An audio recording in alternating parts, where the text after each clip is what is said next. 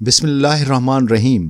مسجد نبوی صلی اللہ علیہ وسلم میں جانے والے اہل علم مسلمان اس خوش بخت ستون استوانہ حنانہ کی تاریخ کو بخوبی جانتے ہیں کہ یہ مقام اس عظیم حنانہ سے منسوب ہے جس نے اللہ کے نبی صلی اللہ علیہ وسلم سے جدائی پر گریہ کیا، اور آپ صلی اللہ علیہ وسلم نے اس پر شفقت فرما کر اور اسے جنت میں بھیج دیا تھا۔ بخاری شریف اور احادیث و سیرت مبارکہ کی کتابوں میں فراق نبی صلی اللہ علیہ وسلم میں پلکتے حنانہ کا ذکر موجود ہے۔ حنانہ سردار الانبیاء کے معجزات کی صداقت کا گواہ ہے۔ السلام علیکم۔ ڈریم اسٹوریز کے پیارے ناظرین کو دل کی گہرائیوں سے ویلکم کہتے ہیں۔ اللہ کے پیارے محبوب حضرت محمد مصطفیٰ صلی اللہ علیہ وسلم کی ذات مبارکہ جامع المعجزات ہے۔ آپ صلی اللہ علیہ وسلم کے عشق فراق میں انسانوں کے ساتھ جمادات و نباتات اور حیوانات بھی بے تاب ہوتے تھے، سجدہ ریز ہوتے، درود و سلام بھیجتے اور فراق میں روتے پائے گئے۔ امام ابو حنفیہ رضی اللہ تعالی عنہ نے اپنے نعتیہ قصیدہ میں اشجار پر آپ صلی اللہ علیہ وسلم کے کرم کا ذکر کیا ہے۔ انہوں نے لکھا ہے، اور جب آپ صلی اللہ علیہ وسلم نے درختوں کو بلایا تو وہ فرما بردار بن کر دوڑتے ہوئے آئے۔ آپ صلی اللہ علیہ وسلم کے حکم پر لبیک کہتے آپ صلی اللہ علیہ وسلم کی بارگاہ میں حاضر ہو گئے۔ امام شرف الدین بوصیر رحمۃ اللہ علیہ نے بھی قصیدہ بردہ شریف میں کہا ہے، آپ صلی اللہ علیہ وسلم کی پکار پر اشجار بغیر قدموں کے اپنی پنڈلیوں پر چلتے ہوئے آپ صلی اللہ علیہ وسلم کی طرف چل پڑے۔ ان درختوں میں سے سب سے خوش نصیب درخت حنانہ ہے۔ احادیث و سیرت کی کتب میں ایسے بہت سے معجزات کا ذکر خیر موجود ہے۔ حضور اکرم صلی اللہ علیہ وسلم کی تعظیم و تکریم میں حنانہ نامی ایک درخت کا ذکر کئی کتابوں میں موجود ہے۔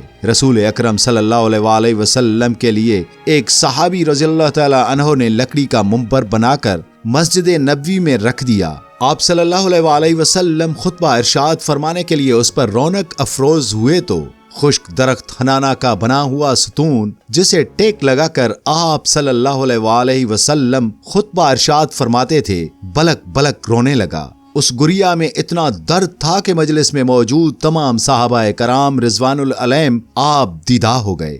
حضرت صلی اللہ علیہ وسلم نے جب ستون کی بے قراری ملاحظہ فرمائی تو خطبہ مؤخر فرما کر اس ستون کے پاس آئے اور اسے سینے سے لپٹا لیا۔ پھر صحابہ کرام سے فرمایا، میری جدائی میں گریہ کنا ہے، قسم ہے اس ذات کی جس کے قبضہ قدرت میں میری جان ہے، اگر میں اسے سینے سے لپٹا کر دلاسا نہ دیتا تو یہ قیامت تک اسی طرح میری جدائی کے غم میں روتا رہتا۔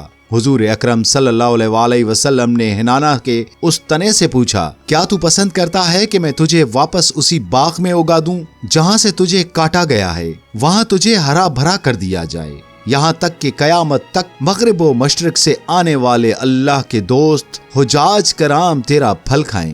اس نے عرض کیا، اے پیکر رحمت صلی اللہ علیہ وسلم، میں تو آپ صلی اللہ علیہ وسلم کی لمحاتی جدائی برداشت نہ کر سکا، قیامت تک کی تنہائی کیسے برداشت کروں گا؟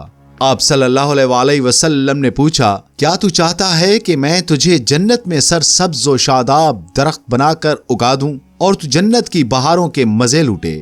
ستون حنانہ نے یہ انعام قبول کر لیا، چنانچہ اسے منبر اقدس کے قریب زمین میں دفن کر دیا گیا۔ تدفین کے بعد حضور اکرم صلی اللہ علیہ وسلم نے ارشاد فرمایا، اس نے دار فنا پر دار بقا کو ترجیح دی ہے۔ حضرت جابر بن عبداللہ رضی اللہ تعالی عنہما بیان کرتے ہیں کہ ایک انصاری عورت نے رسول اللہ صلی اللہ علیہ وسلم کی خدمت میں عرض کیا، یا رسول اللہ، کیا میں آپ کے لیے کوئی ایسی چیز نہ بنوا دوں جس پر آپ خطبے کے وقت تشریف فرما سکیں، کیونکہ میرا ایک غلام بڑھئی ہے۔ آپ صلی اللہ علیہ وسلم نے ارشاد فرمایا، اگر تم چاہو تو بنوا دو۔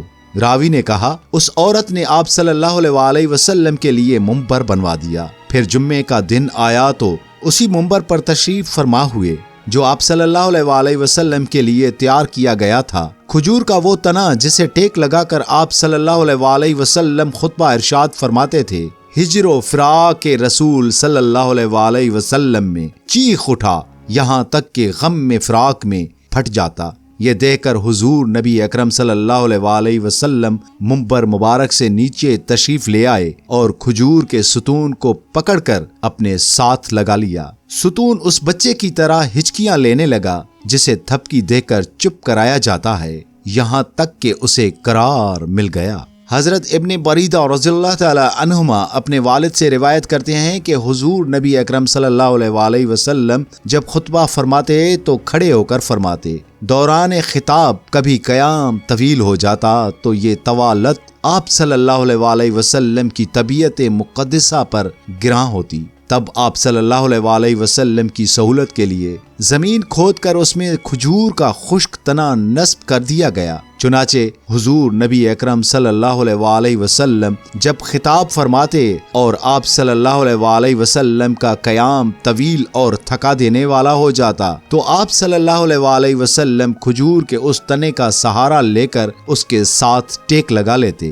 پھر ایک شخص نے جو کہیں سے مدینہ منورہ آیا ہوا تھا آپ صلی اللہ علیہ وسلم کے کھجور کے اس تنے کے ساتھ کھڑے دیکھا تو اس نے اپنے قریب بیٹھے ہوئے لوگوں سے کہا، اگر مجھے معلوم ہو جائے کہ محمد صلی اللہ علیہ وسلم میری اس چیز کو پسند فرمائیں گے جو آپ صلی اللہ علیہ وسلم کے لیے آرام دہ ہوگی تو میں ان کے لیے ایک ایسی مسند تیار کر دوں جس پر آپ صلی اللہ علیہ وسلم قیام فرما ہوں، اس پر آپ صلی اللہ علیہ وسلم جتنی دیر چاہیں تشریف فرما ہوں اور جتنی دیر چاہیں کھڑے ہو جائیں۔ یہ بات حضور نبی اکرم صلی اللہ علیہ وسلم تک پہنچی تو آپ صلی اللہ علیہ وسلم اسے حضور نبی اکرم صلی اللہ علیہ وسلم کی خدمت اقدس میں لے آئے۔ فرمایا، اس شخص کو میرے پاس لے آؤ۔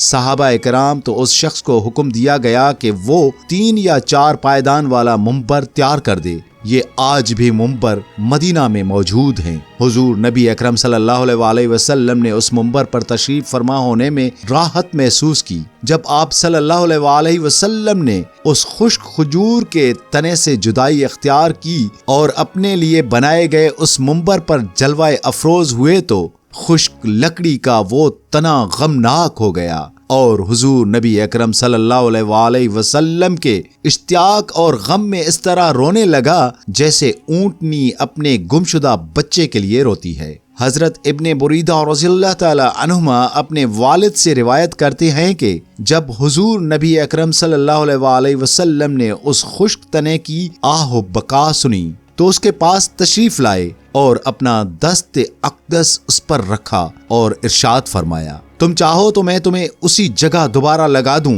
جہاں تم پہلے تھے اور تم دوبارہ ویسے ہی سرسبز و شاداب ہو جاؤ جیسا کہ کبھی تھے، اور اگر چاہو تو میری اس خدمت کے صلے میں جو تم نے کچھ عرصہ سر انجام دیا ہے تمہیں جنت میں لگا دوں، وہاں تم جنت کی نہروں اور چشموں سے سیراب ہوتے رہو، پھر تمہاری نشو و نما بہترین ہو جائے اور تم پھل دینے لگو اور پھر اولیاء اللہ تمہارا پھل کھائیں۔ اگر تم چاہو تو تمہیں ایسا کر دیتا ہوں۔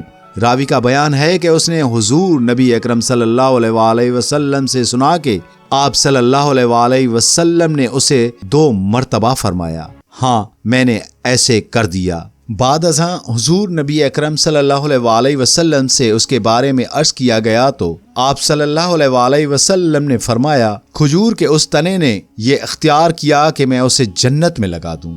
پیارے ناظرین، امید کرتے ہیں آج کی ویڈیو آپ کو ضرور پسند آئی ہوگی۔ ملتے ہیں ایک اور ویڈیو کے ساتھ، تب تک کے لیے اللہ حافظ۔